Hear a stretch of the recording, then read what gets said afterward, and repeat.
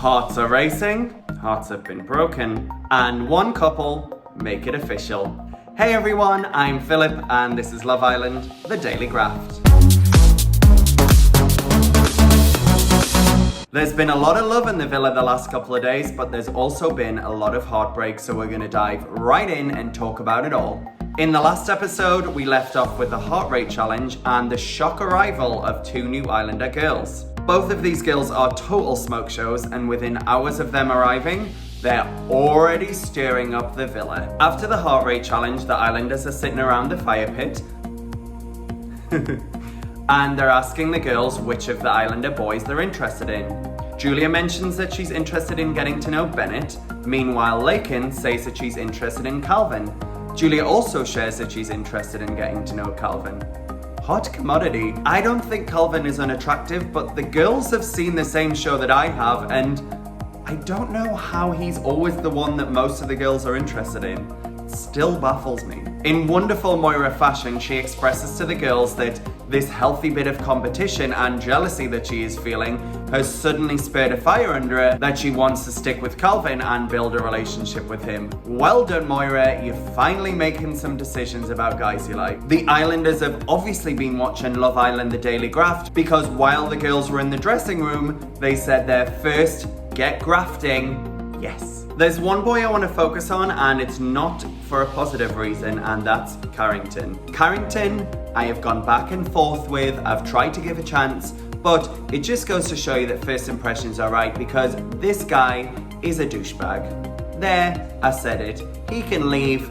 Don't let the door hit you on the way out. The reason being, the two new girls have to pick a boy who they want to go on a date with, and both of them pick Carrington. That's totally fine. Aim of the game, we're holding nothing against the new girls. While on the date, it's immediately obvious that there's a spark between Lakin and Carrington. They talk about similar things that have happened in their life and their background. Meanwhile, back at the villa, Laurel is devastated. We see her in the confessional talking about how the impression he's given her is that he's all in with Laurel and that no one else could sway him away. As viewers, we know how he behaved on the date with Lauren and how he treated Kirsten, so we know what's coming. Carrington is transparent about his feelings towards Lakin with Laurel. I don't have a problem with him getting to know Lakin, because that is the name of the game.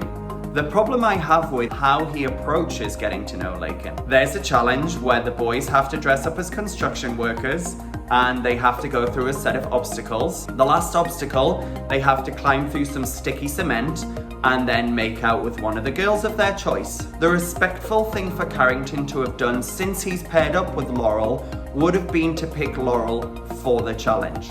However, he didn't do that.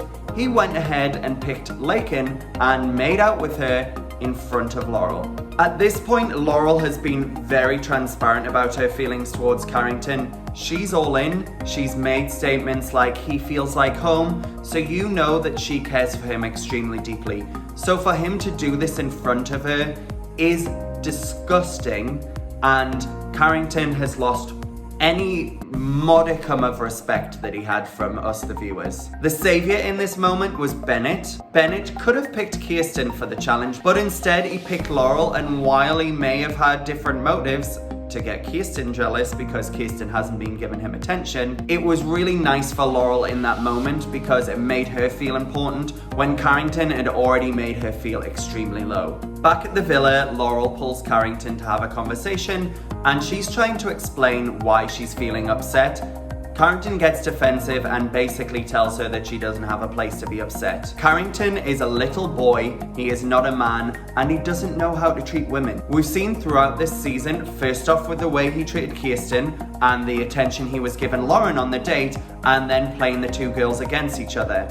Next up, Kirsten and Carrington parted ways. He went to Castro Mall and came back with Laurel. There wasn't an issue because Kirsten and Carrington were split up at this point, but the way he did it was completely childlike and not something a man would do when he came down the stairs and then had Laurel follow. Finally, Laurel is possibly the sweetest Islander in there and has been nothing but nice to Carrington. He uses the fact that Laurel was interested in getting to know Calvin against her, but it was an entirely different situation because she was very respectful about it. She also didn't make out with Calvin in a challenge and hurt Carrington's feelings in the way that Carrington has to Laurel. Periodically through every season of Love Island, there's always one guy who you think, you don't deserve to be in Love Island, you don't deserve to find a relationship right now because you have some growing up to do. Carrington is this season's bad guy. He needs to just leave. As I've stated earlier, he is not ready for a girlfriend. He doesn't really know how to treat a woman. He shows them attention and gives them everything they need, and then as soon as the shiny new toy comes in, he shows that new person the same amount of attention. We get it, Carrington. You're an attractive guy and you have your pick of beautiful women. But that doesn't mean you get to treat people like a piece of crap. Throughout this whole situation unfolding, there's one girl who always goes to Laurel's attention straight away, and that is Kirsten. She goes straight over to Laurel each time that she sees her crying, asks how she's doing, because Kirsten understands. She is a total girl's girl. What's sad is she speaks about her relationship with Bennett and basically admits that Carrington ruined this experience for her. Kirsten, I know it's hard, but get over Carrington. He is not worth it. You are far and away better for him. The same goes with Laurel, and then I'm sure he's going to do exactly the same with Laken as well. The antithesis to all of this heartbreak were Johnny and Sally. Johnny told all of the guys and girls that he wanted to make Sally his girlfriend and planned this elaborate setup around the villa. For anyone who watches Love Island UK, we've seen this exact setup before, but doesn't mean it wasn't sweet. It was extremely adorable. And maybe shed a tear, or 2 or 3.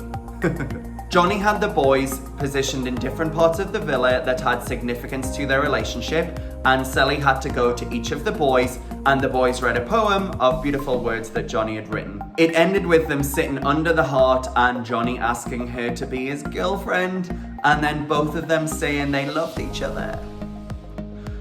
It's been a journey for Johnny and Sally, but seeing them coming out the other side a stronger couple was really heartening. It made all of us as viewers feel really good about this relationship. And to add, in the heart rate challenge, Johnny and Sally were the only couple who both got their heart rate raised by the other one. At this point, I don't know which couple I want to win. On one hand, you've got Caleb and Justine, who are the most adorable couple that I've ever seen on Love Island. But then you've got Johnny and Sally, who in the early days of the season were my absolute favorite, and I've said many times that it's their game to lose. They then had the hiccup with Castro Moore and a little bit of drama around that, but have come out stronger.